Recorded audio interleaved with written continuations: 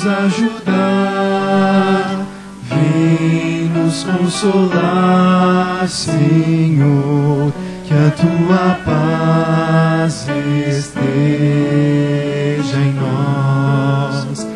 Dá-nos teu poder pra te obedecer e crer em teu sacrifício. Senhor, queremos dar louvor em gratidão a ti. Aceita nosso coração, vem transformar nosso ser.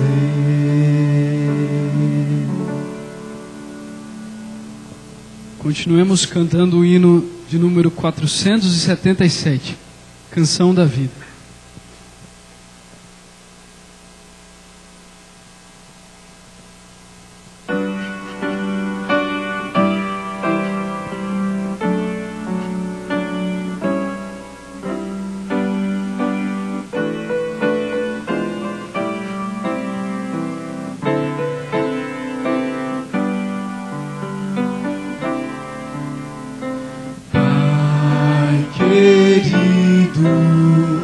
Obrigado pelos planos, grandes sonhos especiais pra mim. Tu me guias nos caminhos dessa vida, ao teu lado nada faltará.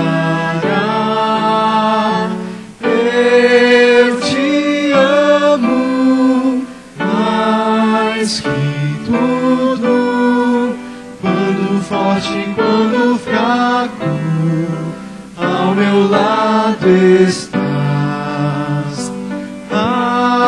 Agradeço, Pai querido, por ligar a nossa vida num só coração.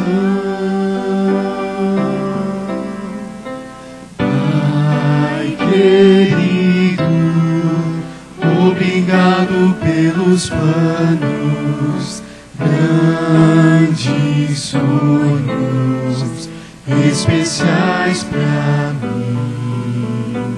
Tu me guias nos caminhos dessa vida, ao teu lado nada faltará.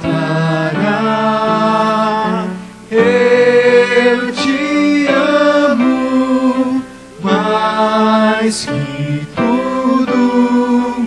Quando fraco, tua força nunca falhará. Por tua graça, Pai, imploro transformar a minha vida em uma canção.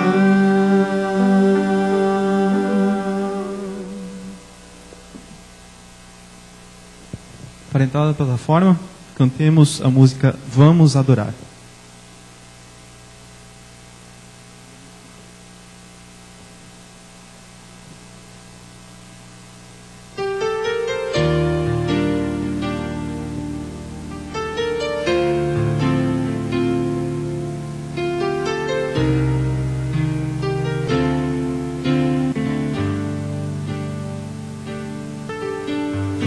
Vamos adorar ao Senhor, vamos demonstrar gratidão, vamos entoar hinos de louvor ao eterno Deus da criação, e possamos ter nosso ser pronto para ouvir sua voz, e Jesus nos dê muito mais poder, e outros vejam que Ele vive em nós, ao Senhor. Vamos adorar seu amor, vamos exaltar ao nosso grande Deus, o Rei do universo. Vamos adorar.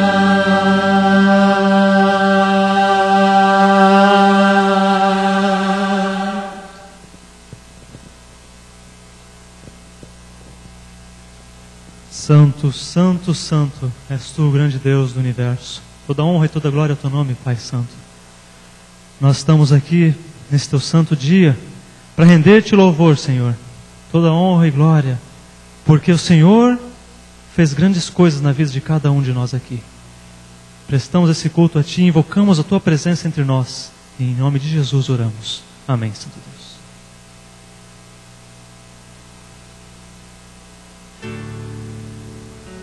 Deixai vir a mim os pequeninos. Vinde a Jesus, vinde a Jesus. Deixai vir a mim os pequeninos. Dos pequenos é o reino do céu. Vinde a Jesus, Vinde a Jesus, vinde a Jesus. vinde a Jesus. Brancos e morenos, grandes e pequenos. Vinde a Jesus, Vinde a Jesus, dos pequenos é o reino dos céus. Bom dia, crianças. Olhem só um pouquinho aqui, nós temos hoje conosco aqui na frente um pastor. Por que será que o pastor Francis está aqui na frente hoje? Por que será? Vocês podem imaginar por quê? Hoje é dia do pastor. Hoje é dia do pastor e nós vamos falar sobre um líder muito importante aqui da Bíblia. Vocês são capazes de pensar num líder que a Bíblia fala? Jesus também foi um líder, mas antes de Jesus, isso, Moisés, que foi achado lá no Rio Nilo, dentro de um cestinho, a mamãe colocou ele lá, né, para proteger. Quem cuidou de Moisés? Deus. Deus já estava com Moisés desde pequenininho. Deus fez com que a princesa, encaminhou tudo certinho, que a princesa achasse Moisés, a mamãe continuou cuidando de Moisés, e depois a princesa. Quando ele tinha uns 40 anos, Moisés foi embora, deixou essa vida aqui no Egito e foi lá para o deserto. Trabalhar com o quê? O que ele foi trabalhar lá no deserto? Cuidando das ovelhinhas. Que gostoso! E olha, para cuidar de ovelhinhas, precisa ser uma pessoa calma, precisa ser uma pessoa paciente. Moisés não era, mas ele aprendeu cuidando das ovelhinhas. Deus já sabia o que Moisés seria no futuro. E um dia, enquanto Moisés estava lá cuidando das ovelhinhas, ele viu uma coisa muito interessante acontecer. Vamos ver o que Moisés viu acontecendo? Uma árvore pegando fogo. O que era, Neita? Uma árvorezinha, uma sarça ardente. Aquilo chamou muita atenção de Moisés. Mas o que está acontecendo? Eu vou chegar mais pertinho para ver melhor isso aí. Eu nunca tinha visto isso. não queimava, pois é isso que ele ficou impressionado. Queimava, queimava e a árvore continuava a mesma coisa. Mas quando ele quis chegar perto, ele ouviu uma voz que disse o seguinte: Eis o que Deus falou para Moisés. Moisés, Moisés. Do meio da sarça ardente, Moisés respondeu: Eis-me aqui. Deus disse: tire a sandália, porque aqui onde você está é terra santa. Se tornou santo aquele lugar, por quê? Porque Deus estava ali e Deus tinha um propósito especial para Moisés. Moisés, você já trabalhou muito com ovelhas, agora eu quero você trabalhando com pessoas. Você vai liderar o meu povo. Eu quero tirar o meu povo que está sofrendo lá no Egito. Eu não quero mais o meu povo lá. Você vai levá-lo à terra de Canaã. Mas eu, Moisés disse, eu só sei cuidar de ovelhas. Mas agora você vai cuidar das pessoas. E eu vou capacitar você. Eu vou cuidar de você. Você vai levar, sabe, Moisés, a única coisa que Deus exigiu. Você vai levar uma vara, um cajado, por onde você for. Eu vou realizar muitos milagres você usando esse cajado. E começou, disse, oi? Isso! Jogue, Moisés, a sua vara ao chão. E Moisés jogou. O que aconteceu com aquela vara? Transformou numa serpente. E Moisés fugia daquela cobra. Ele estava com medo daquela cobra. Porque Moisés conhecia, ali no deserto, enquanto ele cuidava das ovelhinhas, que cobra era perigosa, que a cobra podia picar. Mas agora Moisés pega a cobra outra vez pela cauda. E ele pegou, quando pegou a cobra, lá ficou o cajado de Moisés. Deus cuidou de Moisés, capacitou Moisés, deixou até ele chamar o irmão dele para ajudá-lo na tarefa, o Arão. Muito importante, quando Deus capacita as pessoas. O pastor Francis foi chamado por Deus também para cuidar do povo dele na igreja. E assim Deus também espera que nós, quando formos chamados, as crianças, os adultos, os líderes da igreja, também se entreguem a Deus de todo o coração e façam o trabalho de Deus aqui na terra. Vamos orar? Querido Deus, te agradecemos pelo teu amor por todos nós. Te agradecemos pelos líderes da igreja, pelos pastores da igreja, o mundo todo, ó Deus, que sejam protegidos, que sejam amparados por ti. Eles têm os seus problemas também como nós, têm suas alegrias como nós e precisam das nossas orações, da nossa ajuda. Que cada um se envolva cada vez mais contigo e faça o teu trabalho terminando a tua obra antes que Jesus venha. Por Jesus. Amém. Nós temos mais pastores aqui na igreja, por acaso? Tem mais algum pastor aqui? Eu trouxe alguns cartõezinhos aqui para entregar. Para algum pastor mais, que aqui não temos nenhum outro pastor aqui. Então só o pastor Francis mesmo. O pastor Francis já ganhou no primeiro culto, né? Então tá bom. Parabéns e que Deus o acompanhe.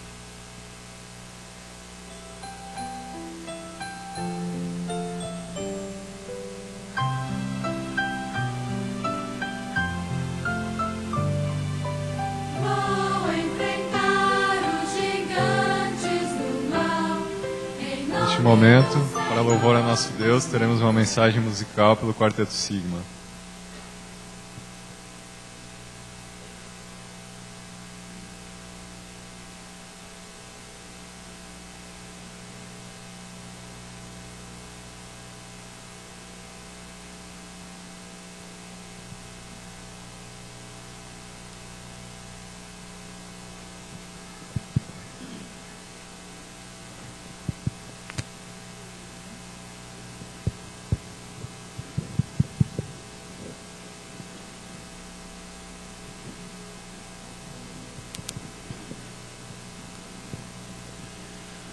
Oh, como é dura a jornada, sempre presente a dor.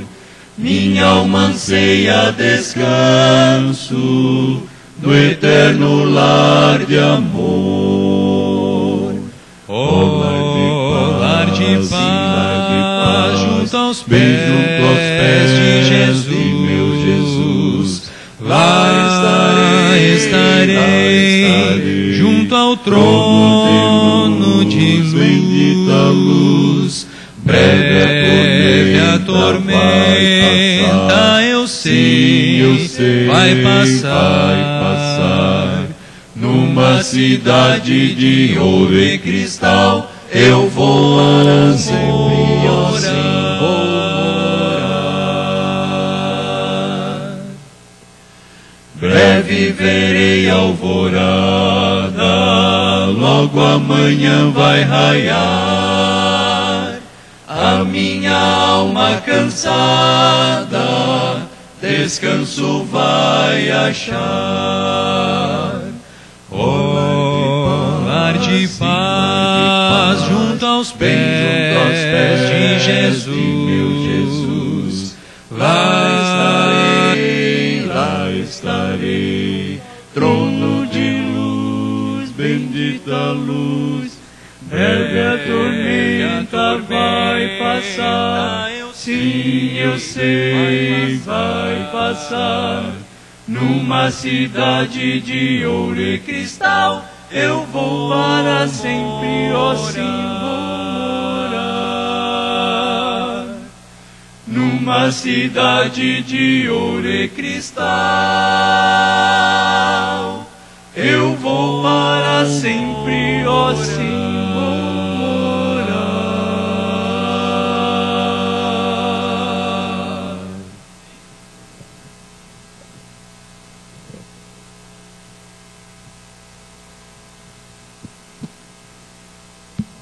Vamos assistir agora o vídeo Provai e Vede.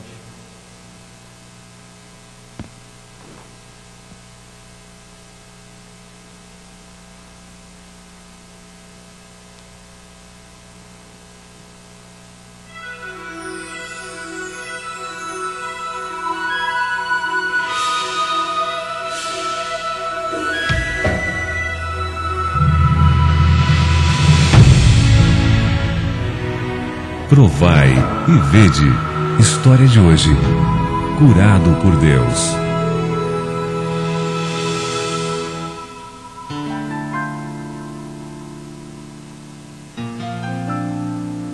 Meu nome é Estevão Rodrigues. Eu sou da cidade de Pedras, Canelones. Foi aí que eu conheci a igreja adventista. Depois nos casamos. Nossa família é composta por minha esposa, uma filha fofa que eu tenho e uma futura filha que também vem a caminho.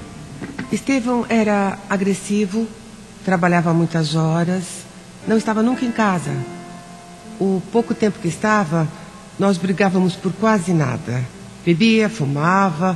Quando ele bebia, nós brigávamos e eu falava para que ele não bebesse. E ele não me escutava e seguia bebendo. Chegou um momento em que eu fui a um jantar no qual eu bebi muito e tive um acidente a mais de 100 km por hora. Bati contra o guarda-reio da parte central da estrada e fui de encontro ao muro. E perdi tudo que era um movimento assim. E quando eu quis me levantar, quebrou o meu osso da canela. No momento do acidente, eu estava na cidade dos meus avós e soube por uma ligação. Eu fiquei muito brava e, ao mesmo tempo, acabei ficando mal. Me colocaram uma chapa parafusada de titânio, na qual tenho 26 parafusos que atravessam de lado a lado a minha perna. Tinha muitos amigos no que vinha ser do mundo. Nenhum me visitou. Em troca disso, a igreja, desde o primeiro momento que souberam que tive acidente, orou continuamente. As irmãs da igreja começaram a me trazer literatura cristã e eu fui lendo, estudando e, por sua vez, estudando a Bíblia. E um irmão, um ancião, veio à minha casa, me ofereceu o seminário de enriquecimento espiritual, o qual eu tomei a decisão de fazê-lo. E tenho tido a bênção de me encontrar com Deus num culto pessoal diário, que tem sido uma bênção para mim. Graças a Deus, sempre deu tudo certo. Deus sempre colocou a sua mão. E quando me fizeram a radiografia, o médico não podia acreditar que, na minha idade, eu tenho 34 anos, o osso se regenerava como se fosse de um menino. Para mim, o que era humanamente, o que eu pensava, o que eu acreditava, era totalmente difícil. Faz 2 anos do acidente. E se falo que algum dia me faltou para me alimentar ou alimentar a minha família, estaria mentindo, porque Deus sempre soube prover as necessidades que nós íamos tendo, e o que fazíamos era entregar a nossa vida a Ele, e Ele foi suprindo as nossas necessidades. Se no futuro tiver outro problema a mais, bom, nós confiaremos em Deus e que Deus faça o que Ele tem que fazer. Depois que senti o chamado de Deus, minha vida espiritual mudou muito, sendo fiel a Ele em todos os aspectos. Ele vai atuar da melhor maneira na vida de cada pessoa. E que no final possamos ir para o céu. Adoremos agora ao Senhor com os dízimos e as ofertas, demonstrando nosso reconhecimento e gratidão. Riquíssimas bênçãos Deus nos dá, não é verdade? Sejamos liberais nesse momento. Oremos. Santo e amado Deus, obrigado, Senhor, por tantas bênçãos que o Senhor nos dá. Bênçãos essas que às vezes nós nos esquecemos. São coisas simples da nossa vida, mas queremos te agradecer, o Senhor, por isso. Senhor Deus, queira abençoar os dizimistas, os ofertantes, que a casa dessas pessoas possa ser muito abençoada e a família delas também. Te agradecemos e pedimos em nome de Jesus. Amém.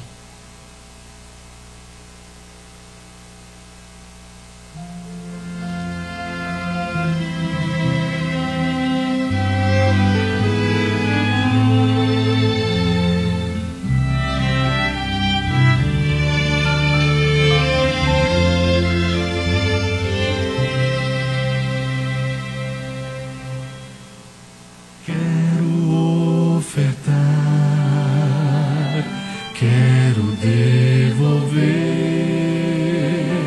quero entregar tudo, enfim, de coração. Esse é o meu louvor, minha gratidão. Quero ofertar e devolver a Jesus.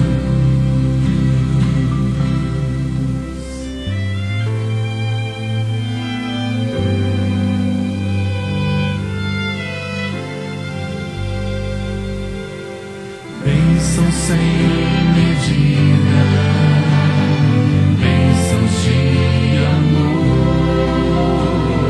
Quero entregar tudo, enfim, de coração. Esse é o meu louvor, minha gratidão. Quero ofertar e devolver a Jesus. Quero receber o Espírito em mim. Posso ver o céu a chover, bênçãos sem fim.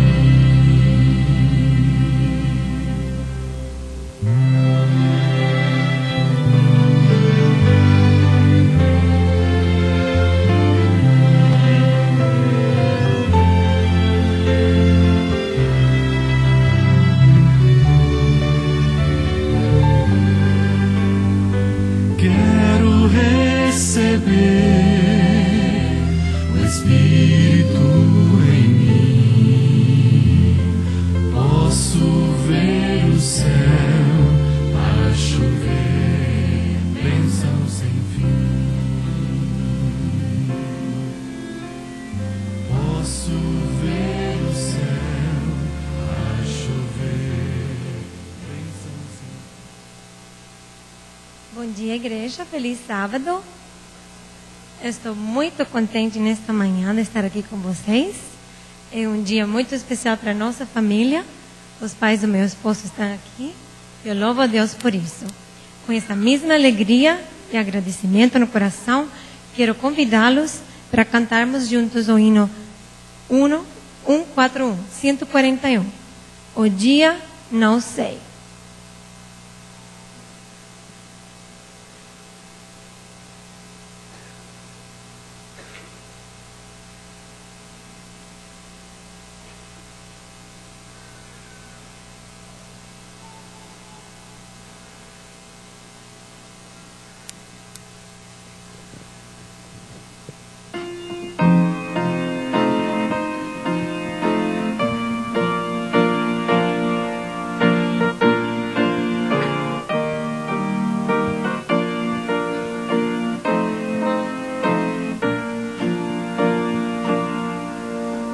O dia não sei do regresso do esposo, porém os sinais vêm encher-me de gozo, pois presto virá esse evento glorioso, mas o dia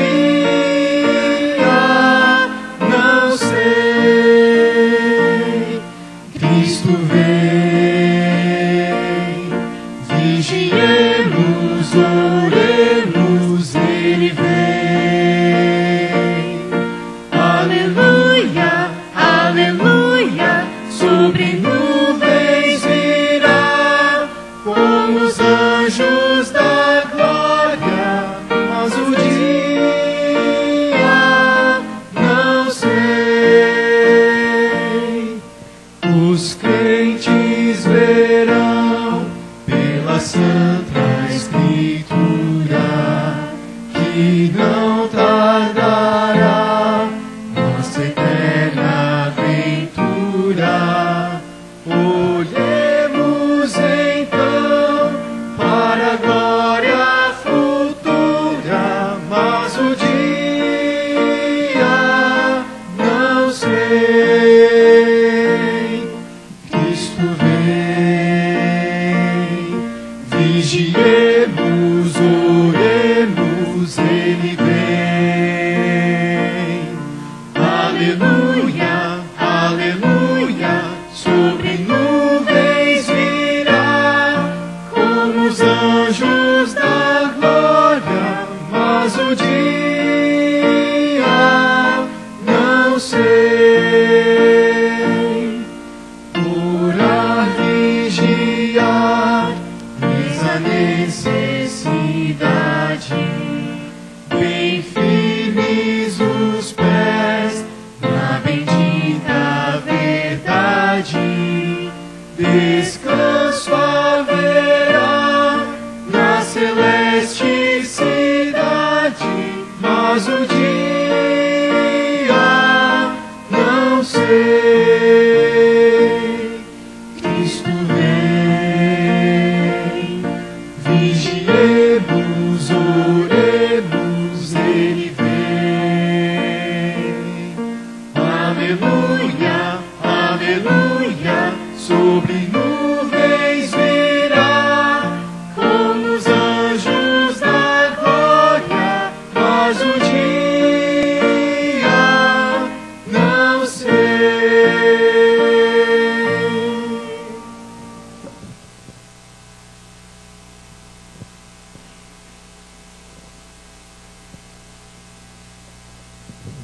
Antes de orarmos, eu quero mencionar aqui para que vocês também orem mais vezes.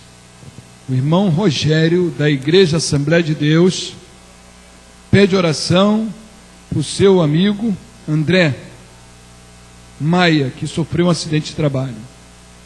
Eles são da empresa que faz o seguro aqui da igreja. Outro pedido de oração, a irmã José Tel mandou lembrar da oração pelos que estão, adventistas que estão confinados para participar do Enem, hoje à noite, após o pôr do sol. Oremos para que eles possam dar testemunho, ok? Vamos ajoelhar e orar a Deus.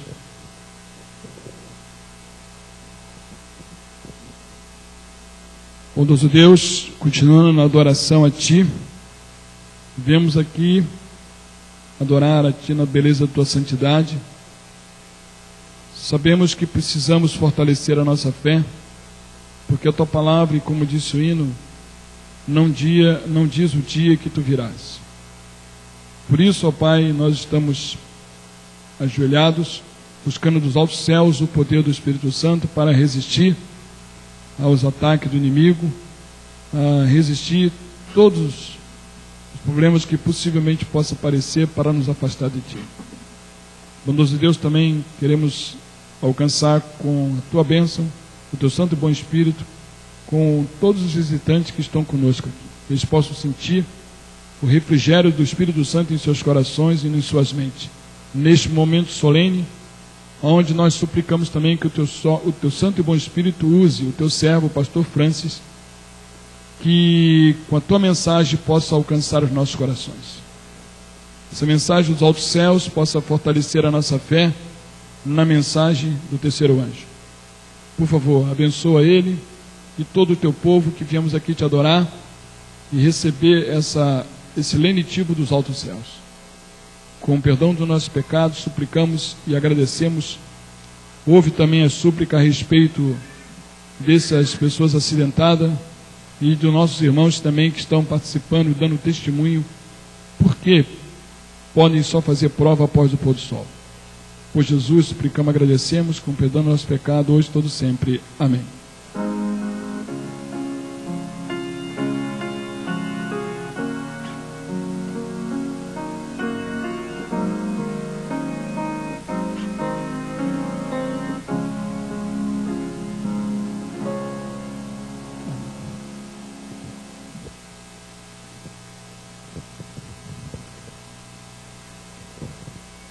Aproveitamos, vamos continuar com a nossa responsabilidade, a nossa parte da hoje. Nós temos aqui no nosso extremo uma plataforma, o nosso irmão Robson e a sua esposa Susan Trum. Vieram hoje participaram do Apocalipse esse ano, relembrando muitas doutrinas que eles aprendem desde pequeno, inclusive nos internatos onde eles participaram. E ao nosso lado aqui nós temos o doutor Hugo, nosso irmão, Hugo Cidral, jovem, né? Líder jovem, é isso? E do coral, diretor do coral.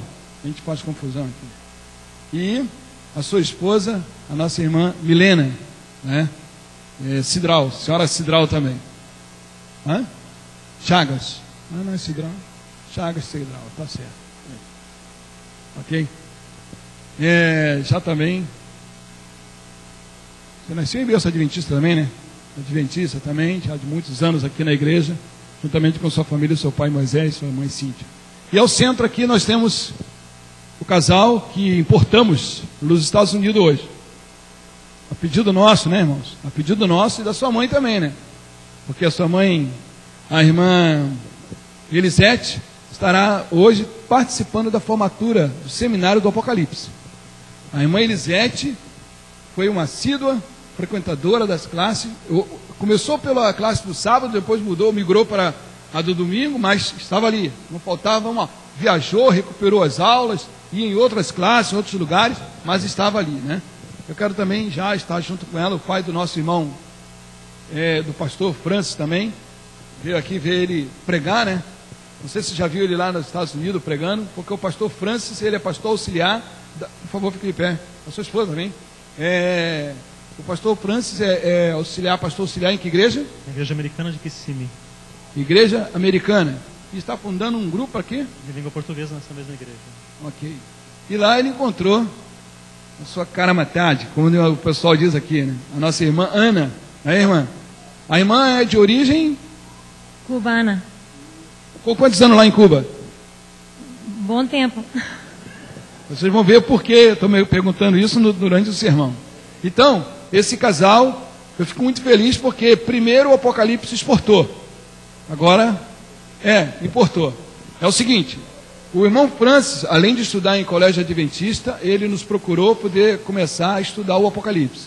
Por algumas coisas, ele não completou o curso do Apocalipse, ele foi para Curitiba e lá o pastor Márcio Nastrini acabou de dar o estudo bíblico. E ele, depois de formado em que faculdade de quê? Turismo. Ele foi aos pais e pediu para que pudesse ajudá-lo a fazer teologia.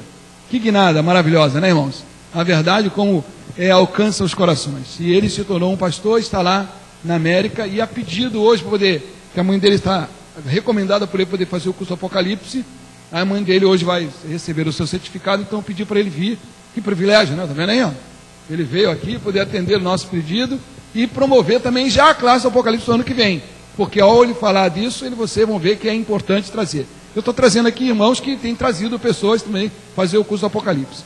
A palavra, o pastor aqui vai estar conosco agora. E eu quero lembrar para vocês o seguinte, irmão. Hoje, às 16 horas, teremos a formatura do seminário Revelações do Apocalipse. E mais 7 preciosas almas que vão ser batizados como resultado direto do trabalho que você tem apoiado nessa igreja. Então, por favor, irmãos, Eu espero que vocês estejam aqui conosco, nos ajudando e principalmente, até lá, em muita oração, para que o Espírito Santo possa reinar sobre todo esse programa que vai ter aqui, que é a formatura e o batismo às 16 horas. Venham, teremos muitas coisas bonitas para você ouvir e ver também.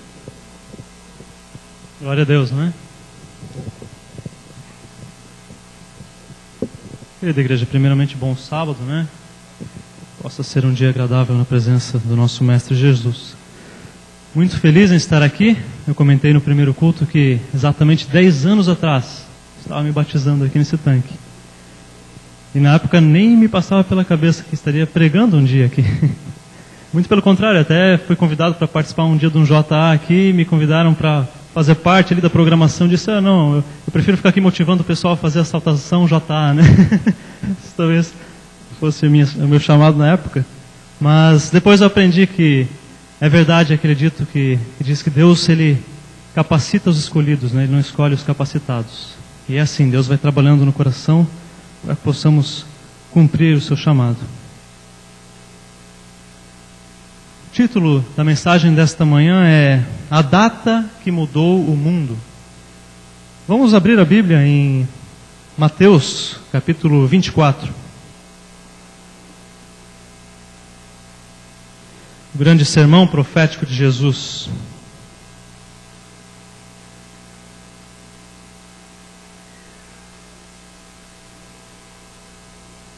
Ali Cristo havia comentado a respeito da destruição do templo. Sendo os discípulos judeus, o templo tinha um significado muito precioso para eles. E imaginar a destruição do templo era o fim do mundo praticamente. Essa era a conotação do que Jesus havia falado ali. Então eles se achegaram depois a sós ao Mestre, e como nós vemos ali em Mateus 24, no verso 13 em diante, né, no Monte das Oliveiras, achava-se Jesus assentado quando se aproximaram deles os discípulos, em particular, e lhe pediram, dize-nos, quando sucederão essas coisas e que sinal haverá da tua vinda e da consumação dos séculos?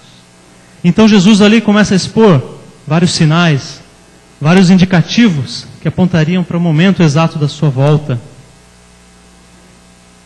E nessa lista de sinais e recomendações, no verso 4 ele começa dizendo, vede que ninguém vos engane. Então nessa lista de recomendações, Jesus escolheu como o número 1, né? O mais importante ali, para os seus discípulos e para nós hoje, é cuidado para que ninguém vos engane. Isso foi primordial, foi o ponto-chave, né? Jesus escolheu esse como o primeiro dos itens. Tendo isso em mente, quero fazer uma pergunta para a igreja. Qual foi a data moderna que mudou a história da humanidade? O mundo não foi o mesmo, antes e depois. Eu vi 11 de setembro aqui, alguma outra opinião? 11 de setembro? Se sairmos lá fora e perguntarmos para as pessoas, né? O que eles dirão? 11 de setembro? A maioria, né? 11 de setembro, queridos, foi realmente marcante, né? Para cada um de nós aqui. Não sei, isso. Foi uma data que com certeza mudou a história do mundo, né? O mundo não foi mais o mesmo. Iniciou-se logo em seguida a chamada guerra contra o terror. E justamente os Estados Unidos, que sempre foram conhecidos como o país da liberdade, né? Agora teve essas liberdades limitadas. E isso influenciou o mundo inteiro. Mas será que o 11 de setembro foi realmente a data que mudou o mundo nesse sentido? Ou será que antes dessa data o mundo já estava se movimentando na direção de um controle mais severo da população? Os eventos do 11 de setembro certamente foram chocantes e foram um catalisador para que isso fosse posto em prática, né? Era um plano que já estava nos bastidores da história muito antes deste evento. Portanto, a data real, queridos, que mudou a história do mundo, foi outra. Foi outra data. 1844. Alguns devem estar se indagando, né? Mas por quê? Para muitos adventistas a data é bem conhecida, né? Pelo menos espero que seja. 1844. O que aconteceu? Vocês lembram? Um grupo grande, né? Milhares de cristãos esperavam a volta de Jesus nessa data. Se sairmos lá fora e perguntarmos para as pessoas na rua o que aconteceu de importante em 1844, o que elas dirão? O que vocês pensam? Não sabem, né? Não saberiam. A maioria não saberia dizer o que aconteceu de importante em 1844. Pois bem, para nós a data é bem familiar. Eis aqui a capa do jornal da cidade de Boston, nos Estados Unidos, na data de 22 de outubro de 1844. E lá a frase marcante era: o fim do mundo em 1844. Essa era a data em que milhares de cristãos esperavam a volta de Jesus. Então não foi algo pequeno, foi algo que realmente marcou a história daquele país. Influenciados por um pregador batista chamado Guilherme Miller, ele, estudando as profecias, chegou à conclusão que algo muito importante ia acontecer em 1844. E nas suas interpretações, que se resolveram equivocadas, ele constatou que Jesus iria voltar então em 1844. E milhares de cristãos de várias denominações creram nesta mensagem e decidiram segui-lo.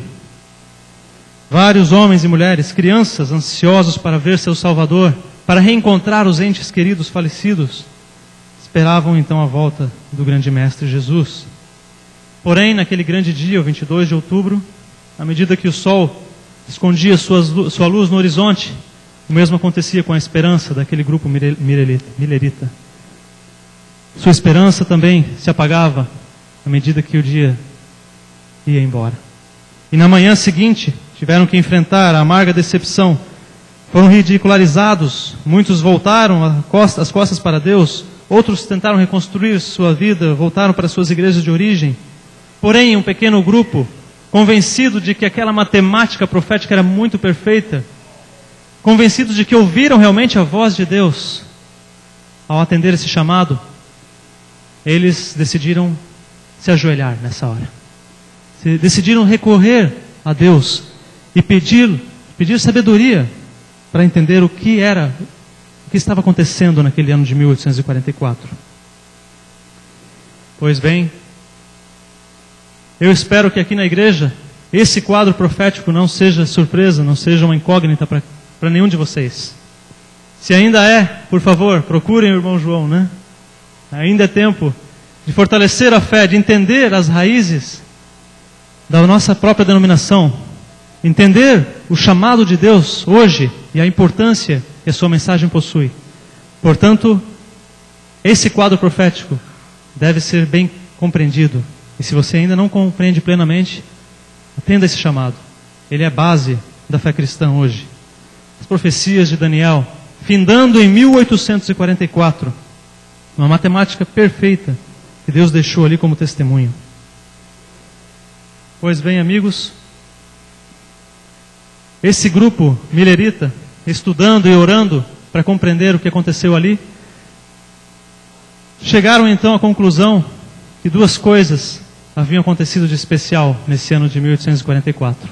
Ali em Daniel, capítulo 8, versos de 12 a 14, Daniel conversando com o anjo diz: um poder deitou a verdade de Deus por terra, uma profecia. E Daniel, assustado, diz: até quando? Até quando que esse poder que luta contra Deus deitaria a verdade por terra? E o anjo respondeu: até 2300 tardes e manhãs. Até esse período a verdade estaria encoberta. Porém, no final desse período, Deus resgataria essa verdade. E uma coisa mais aconteceria: o santuário seria purificado. Duas coisas, uma na terra e outra no céu. E esse grupo, queridos, reunidos ali, tiveram realmente uma experiência bem próxima de Deus e cumpriram, através desse chamado divino, a profecia de Daniel. Eles, estudando a Bíblia, resgataram essas verdades que foram encobertas pelas areias do tempo ao longo da história. Mas eram verdades que haviam sido praticadas e pregadas pelos discípulos de Jesus, pelo próprio Cristo. Estavam ali na Bíblia o tempo todo, mas precisavam de uma luz especial. A primeira dessas verdades é a verdade do santuário, como nós vimos, né? O simbolismo, toda essa didática divina que nós estamos estudando na escola sabatina.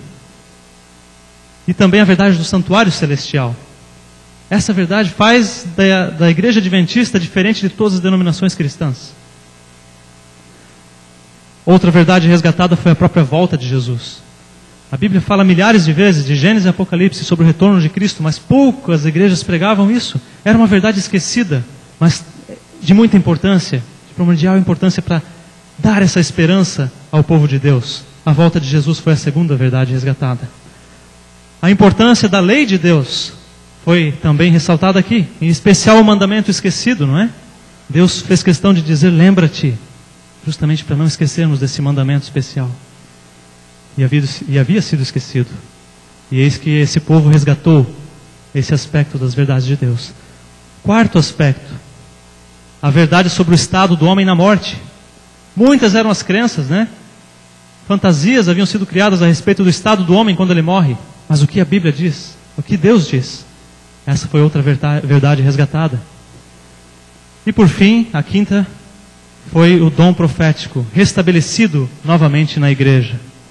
Vocês podem repetir comigo então essas 5 verdades que fazem do movimento adventista uma religião diferente de todas as demais? Primeiro, santuário. Segundo, a volta de Cristo, a crença na volta de Cristo. Terceira,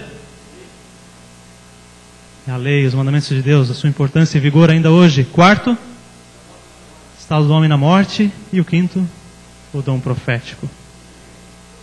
Queridos, hoje na escola sabatina um irmão fez uma pergunta interessante. Ele perguntou, então só os adventistas serão salvos? O que você pensa? Não, não é? Não é isso que a palavra de Deus diz. Deus tem, né, filhos em todas as denominações cristãs. Até mesmo em denominações não cristãs. Deus tem seus filhos em todas elas, queridos. E esse foi um ponto também que me chamou a atenção quando eu comecei a estudar com a igreja adventista. Não é uma igreja exclusivista, não é? Porém, ela tem uma função especial. Deus chamou esse povo para que hoje cumprisse uma missão especial. E é isso que nós vamos ver nessa mensagem dessa manhã. Então, a partir daquele pequeno começo, um grupo reduzido de pessoas, contavam-se nos dedos, Deus iniciou um movimento que se tornaria mundial em poucas décadas. Se espalhou pelo globo e hoje é uma das maiores denominações, uma das maiores religiões que nós temos no planeta, o movimento adventista do 7º dia. Agora, queridos, vamos olhar para o outro lado. Será que o inimigo de Deus, né, que trabalhou ali arduamente para esconder essas verdades, para deturpar e enganar, e parecia que ele teve tanto sucesso, né? Será que ele ficou contemplando essas profecias se cumprindo, assim, calmamente, sentado? Ou vocês acham que ele também estava, como general inteligente que ele é, né, ali também montando contrafações? O que vocês pensam? Com certeza, né? Será que Satanás conhece a Bíblia, né? Exato, ele conhece muito mais que eu e você. Muita gente pensa que deixando a Bíblia aberta em casa, no Salmo 91, isso vai afugentar o inimigo de Deus, né? Como uma relíquia ali, uma peça, né, com poder sobrenatural. Queridos, se você não sabe, o inimigo de Deus conhece o Salmo 91 de cor. Ele conhece de cor. Agora experimenta você saber de cor e viver as verdades que estão ali.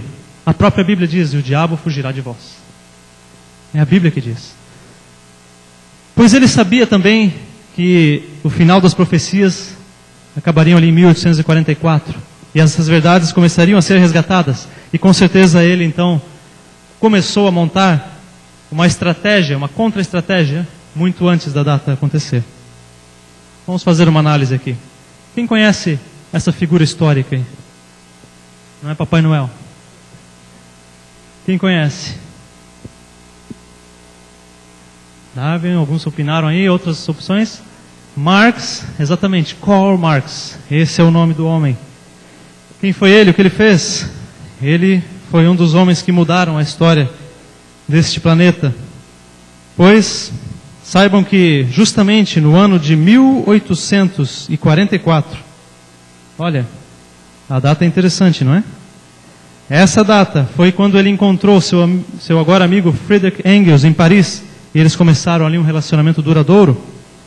No mesmo ano, Engels escreveu para Marx dizendo: estamos nesse momento realizando reuniões públicas com os trabalhadores em diversos lugares e criando sociedades para o avanço da causa dos trabalhadores.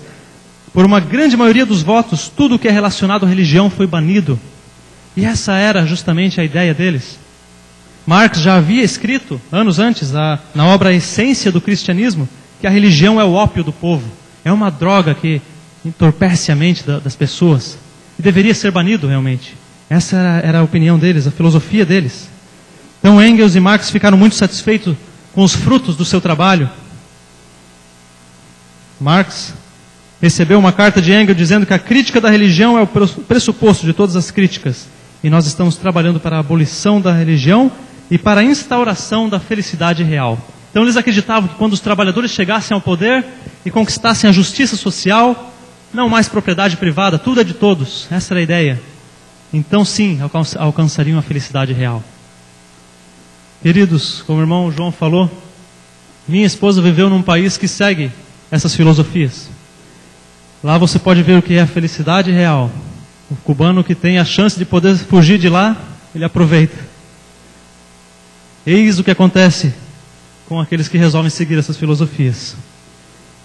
Pois bem, essa foi a estratégia marxista. E será que com o fim do comunismo, com o fim do bloco comunista, essas ideias estão extintas? O que você acha? Não, queridos, ainda não. Aqui eu trouxe como ilustração, o livro Manuscritos Econômicos e Filosóficos de Karl Marx. De que ano? Olha o que está escrito na capa. 1844. Será que é coincidência? Será que é só coincidência? Pois bem, foi um ano marcante para o comunismo. Aí está o seu amigo Engels. E hoje, queridos, os jovens ainda usam a camisa vermelha. A foice e o martelo ainda são vistos por aí, nos sindicatos, nas ligas de trabalhadores. E o Espírito de Profecia diz realmente que os sindicatos terão um papel especial no tempo do fim. Então, essa estratégia ainda está em vigor e ainda tem poder. Pois bem, se essa foi uma filosofia que alcançou as mentes e os corações, principalmente do pobre trabalhador oprimido, o que dizer dos intelectuais, não é? Deixa eu apresentar outra figura para vocês. Quem conhece esse? Agora sim. Karl Marx. Aí está ele. Conhecemos bem o homem, não é?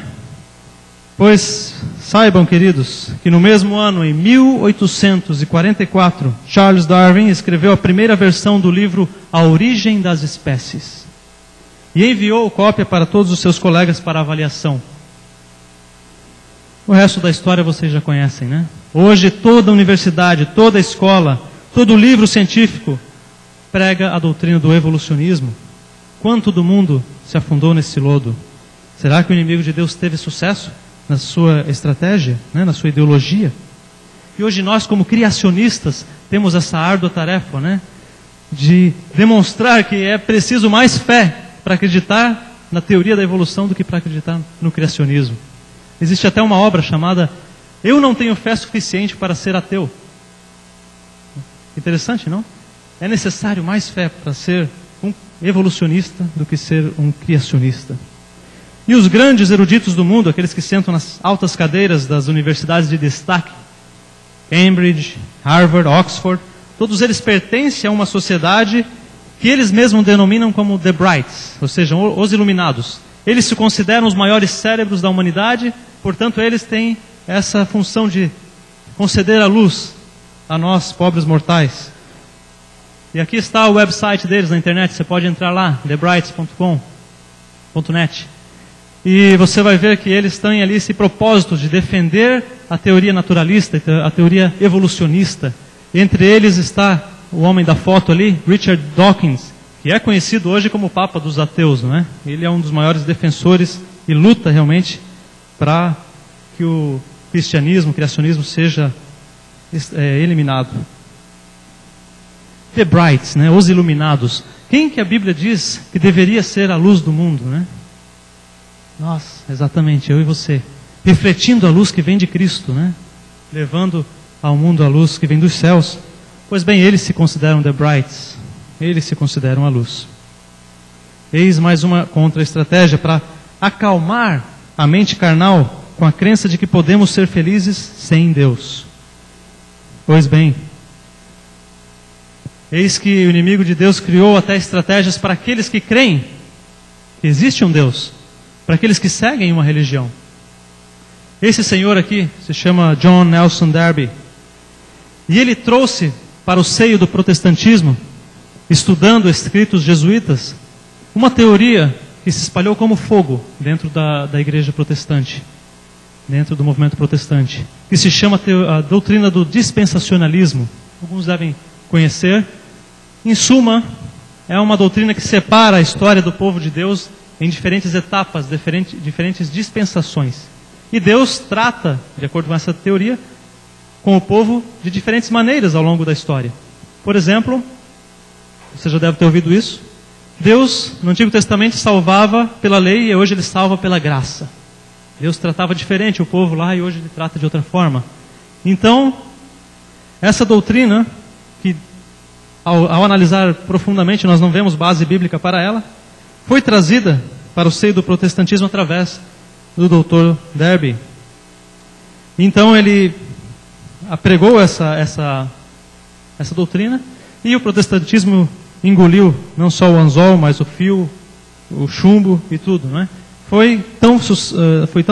Teve um sucesso tão grande na sua empreitada que hoje 90% das igrejas protestantes seguem as doutrinas dispensacionalistas. E a doutrina dispensacionalista vai além. Ela diz, por exemplo, que hoje, se vivemos um tempo da graça, você tenta guardar a lei, você insiste em guardar a lei, você está pecando. Está indo contra a dispensação pela qual Deus instituiu com Jesus Cristo. Então eles viraram o evangelho de cabeça para baixo, realmente. Nesse evangelho, guardar a lei é pecado. E no evangelho normal, o pecado é revelado através da lei. A lei nos mostra o que é pecado e o que não é. Pois esse foi o efeito das doutrinas dispensacionalistas no mundo cristão. Que ano que ele fez isso? 1844. No mesmo ano, 1844, numa igreja quaker nos Estados Unidos, fenômenos interessantes começaram a acontecer.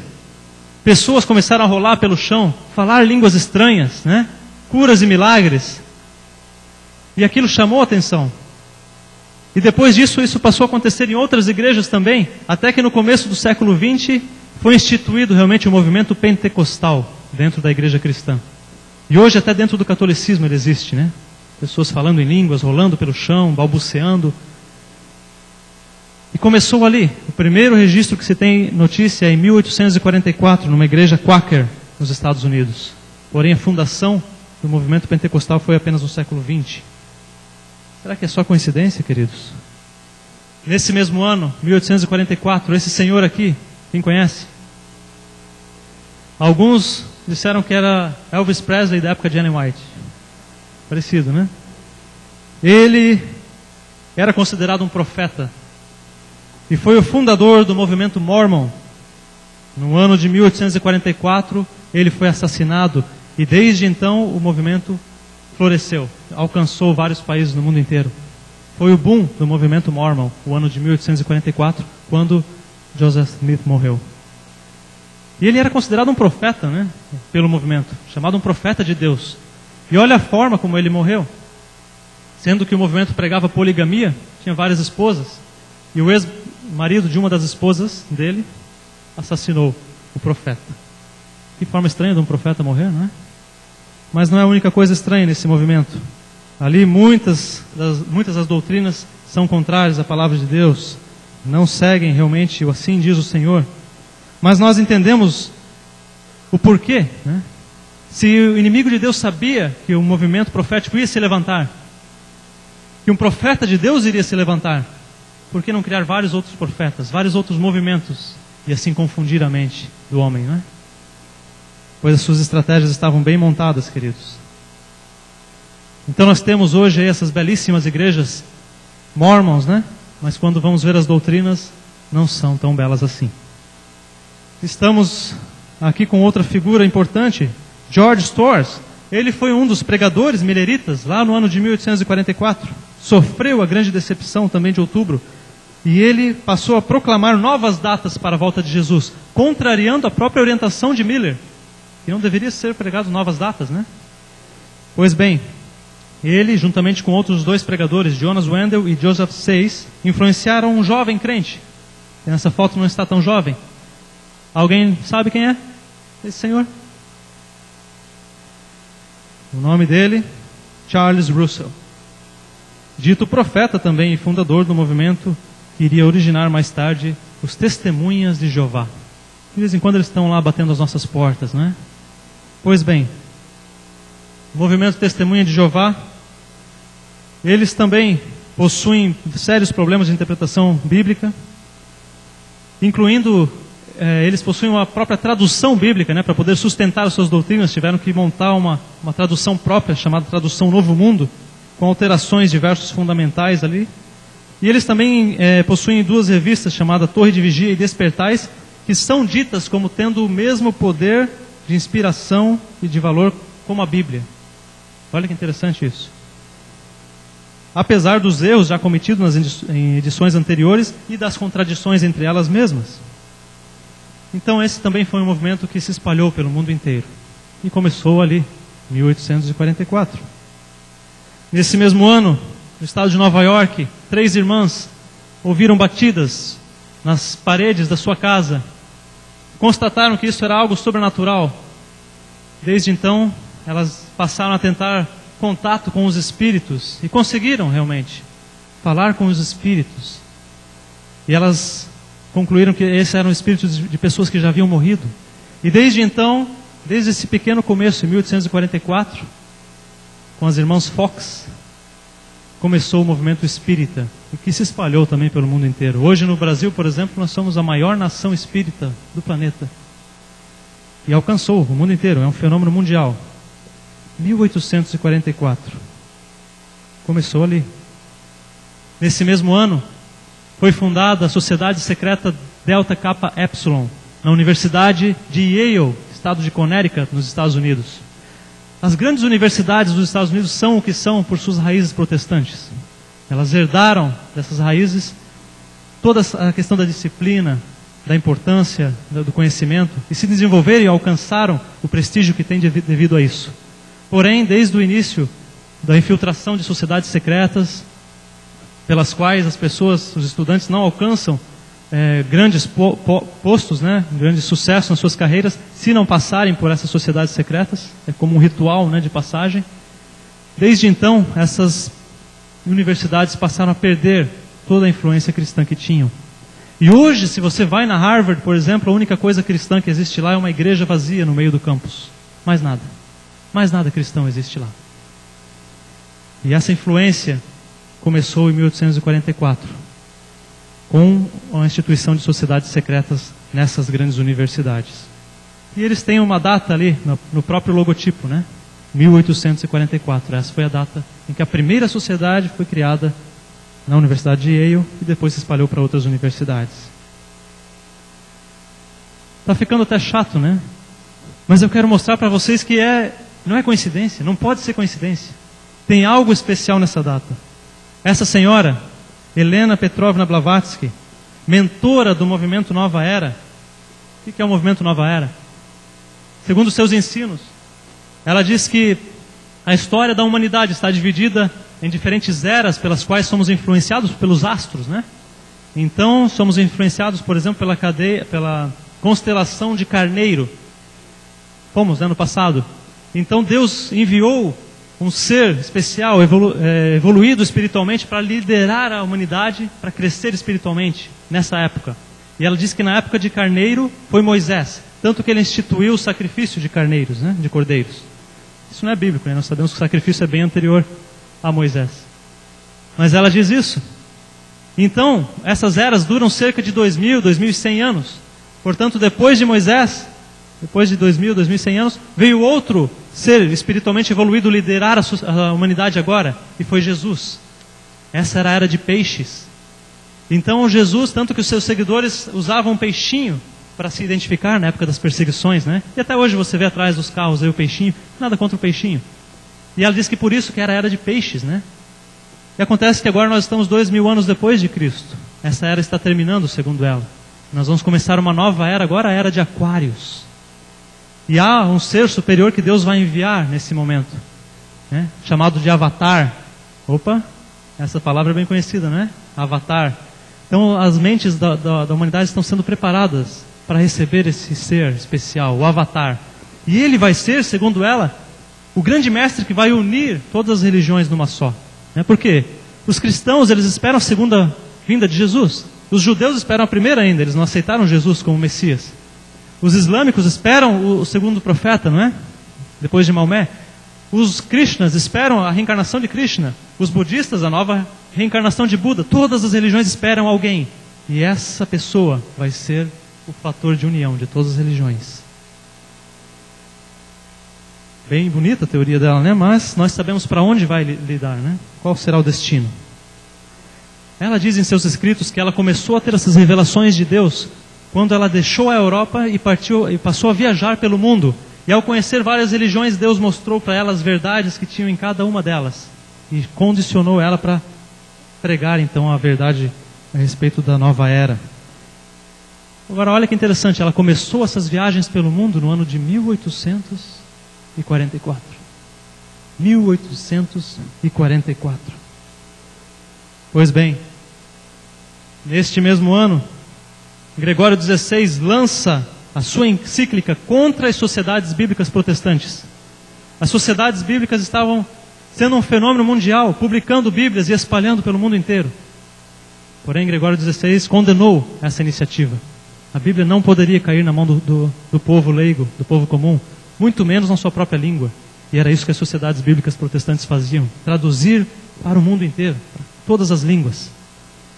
Pois essa encíclica foi escrita justamente no ano de 1844. Então esse foi mais um indício de que a ferida mortal estava sendo curada, né? Eu espero que você saiba o que eu estou falando ao dizer isso. Ali, dentro daquele quadro profético, nós temos um período especial que vai de 538 a 1798, quando essa ferida mortal foi instituída. Porém, ela começa a ser curada. E em 1844 nós vemos um indício disso. Então nada é por acaso, todas as peças se encaixam, queridos. Pois bem, nesse mesmo ano, 1844, Ali Said Muhammad subiu para dizer ao povo que ele é o Bab, ele era o portal entre os homens e Deus. E ele instituiu uma das religiões que tem mais destaque hoje no mundo, que se chama a fé Bahá'í, que também visa unir todas as religiões em um só guarda-chuva. E hoje, então, é um dos grandes movimentos religiosos mundiais. Inclusive, a maioria dos representantes da ONU pertencem à fé Bahá'í. Principalmente porque esse tipo de discurso, unir as religiões em uma só, é muito atraente para eles. Eles acreditam que a paz mundial só vai ser alcançada quando isso se cumprir, quando todas as religiões estiverem unidas. Enquanto isso, uma vai lutar contra a outra, não é? 1844. Esse ano, Flora Tristan, ela foi o grande destaque de um movimento que mudou a história do mundo também, um movimento feminista. Ela não apenas visava a igualdade entre os sexos, algo que a Bíblia prega também. Isso é bom.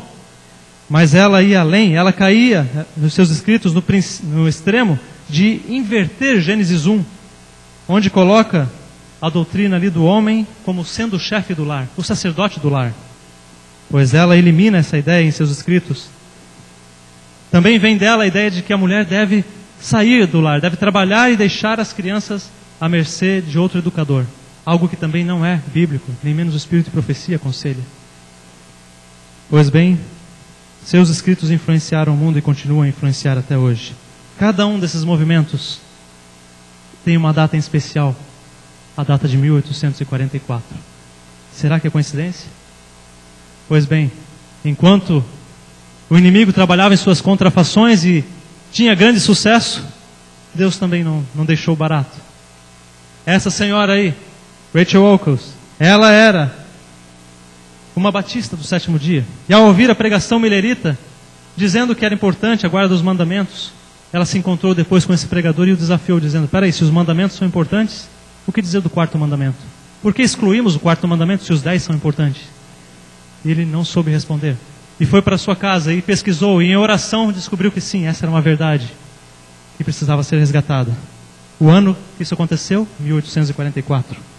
Nesse mesmo ano, outro pregador millerita Charles Fitch aceitou o ensino bíblico do sono da morte.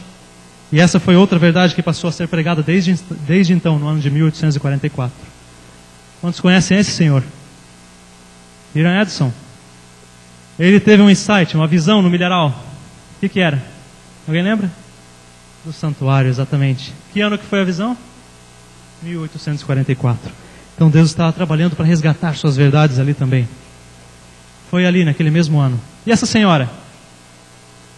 Espero que conheçam. Que ano que ela teve a sua primeira visão profética? Dezembro de 1844. Será que é coincidência? Será que tudo isso é coincidência, queridos?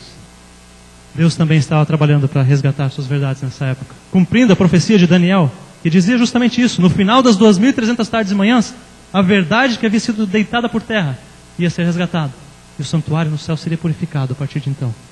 E Deus chamou esse povo para cumprir essa missão hoje, queridos.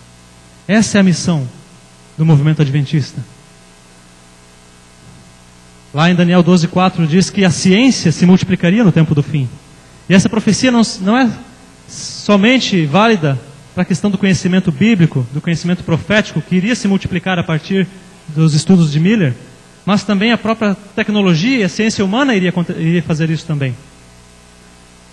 Não fazem muitos séculos atrás que o homem sempre andava a cavalo e a carroça, e sempre foi assim ao longo da história. Mas de um tempo para cá tudo mudou, né? Tudo mudou. Que grande evolução tivemos em poucas décadas. Em poucas décadas a história do mundo mudou completamente.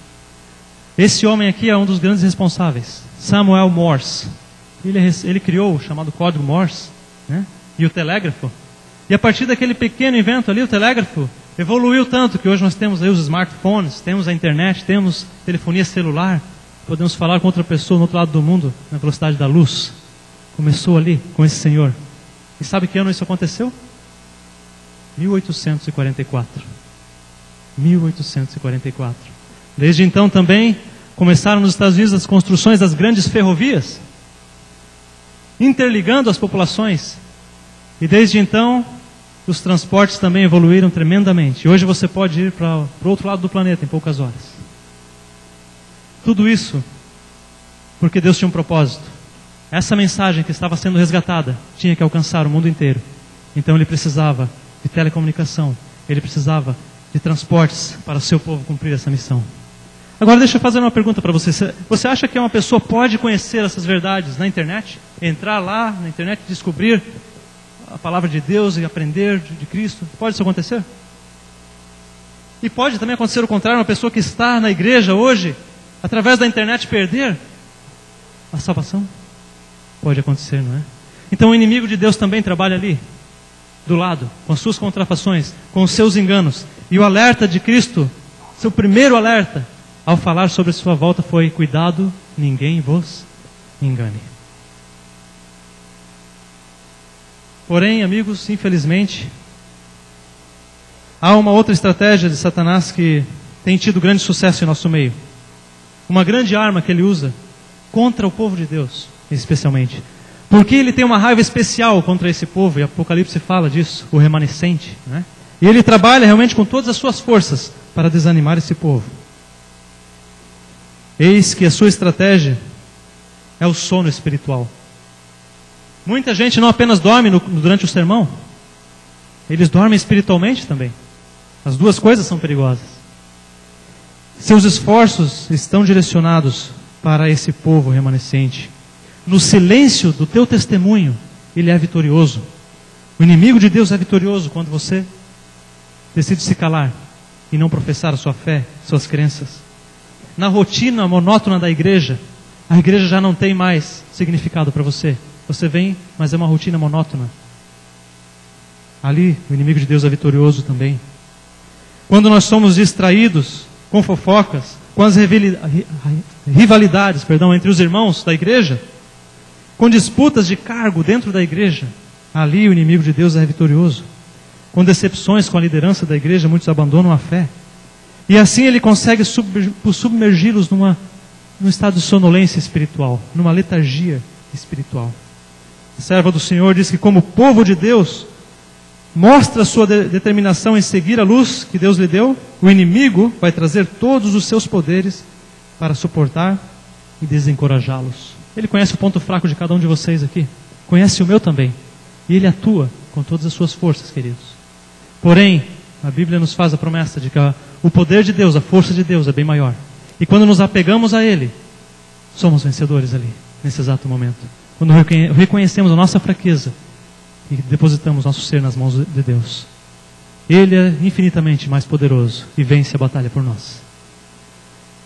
Eis o apelo, queridos. Eis o apelo que é feito essa manhã. O que vamos fazer de nós com essa mensagem que herdamos? Que com tanto esforço e batalha foi trazida até nós hoje.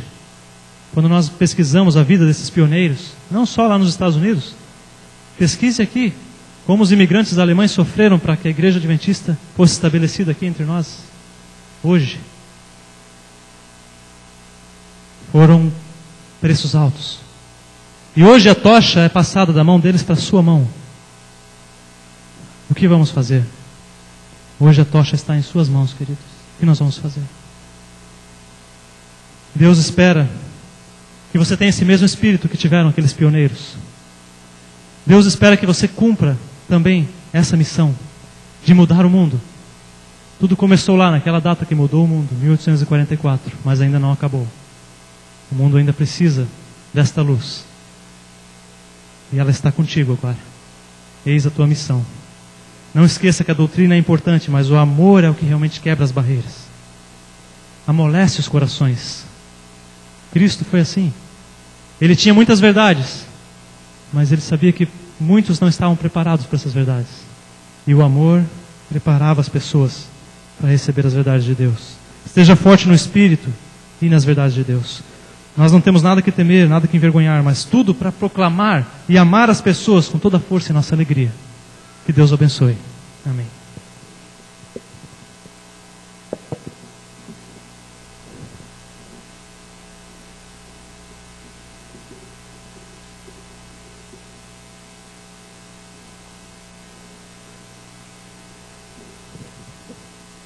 Em louvor e adoração ao nosso Deus, vamos cantar o hino 127, quando Deus fizer chamado.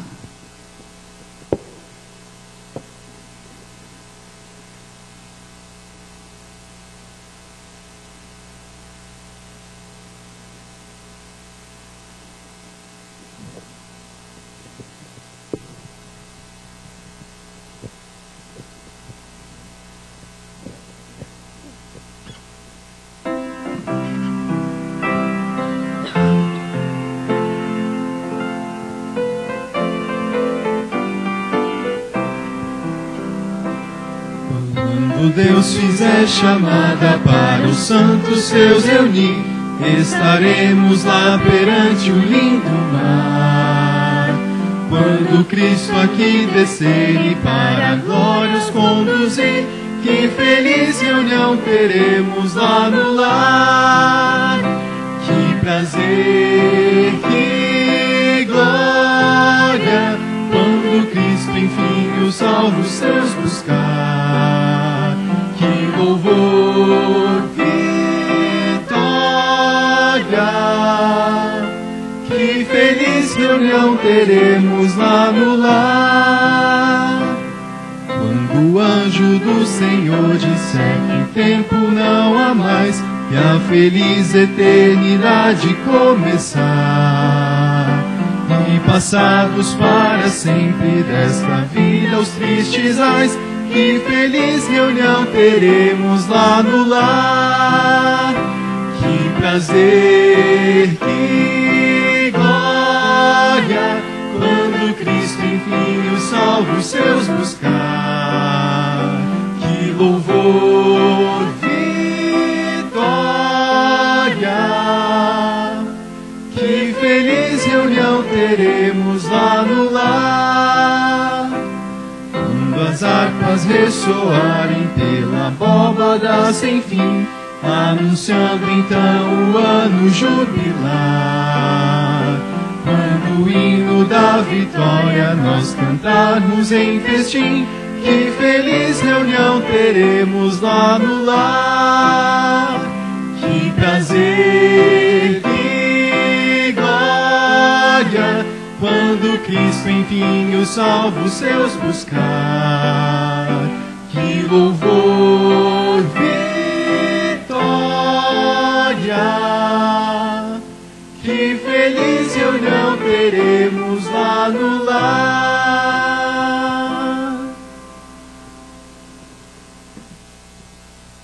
Pai Santo e Eterno Deus, te damos graças, Pai, porque um dia o Senhor nos tirou das trevas e nos conduziu à Tua maravilhosa luz. Hoje nós desfrutamos uma paz que nada no mundo pode dar, Senhor, e uma alegria plena em saber que nós podemos estar na Tua comunhão. Poder saber, Senhor, que apesar dos eventos do mundo demonstrarem que tudo parece estar fora do controle, o Senhor possui a história do mundo em Tuas mãos, Pai. Obrigado, Pai, e conduza-nos em segurança aos nossos lares, em nome de Jesus. Amém, Senhor.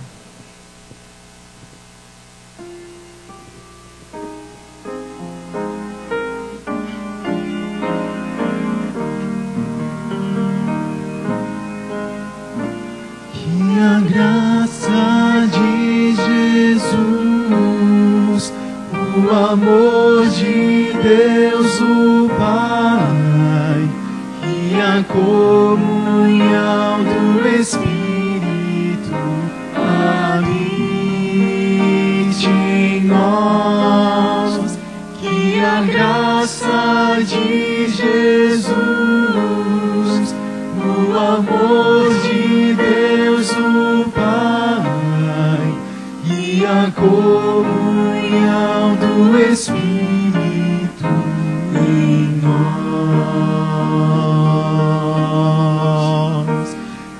estejam para sempre, eternamente.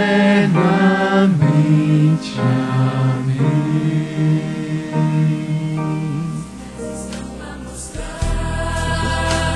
Que breve Jesus voltará. Pessoas sofrendo angústia e dor, um mundo cruel, há pouco amor. Mas a esperança de vida melhor, morar com Jesus em um lar de amor, viver para sempre com Deus o Senhor. Breve Jesus voltará. Breve Jesus voltará. Virá com seus anjos em glória, luz, em majestade, nosso Rei Jesus.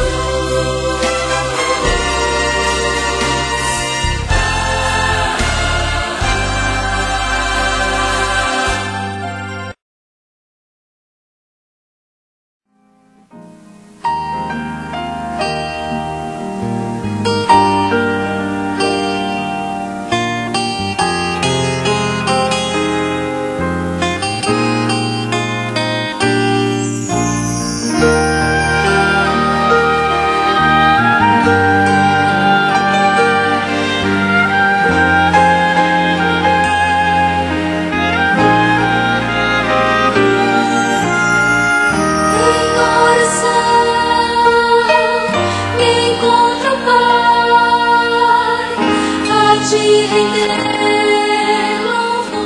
louvores, a te entregar meu falho coração e a te pedir favores. Em oração me encontro, Pai, pedindo sempre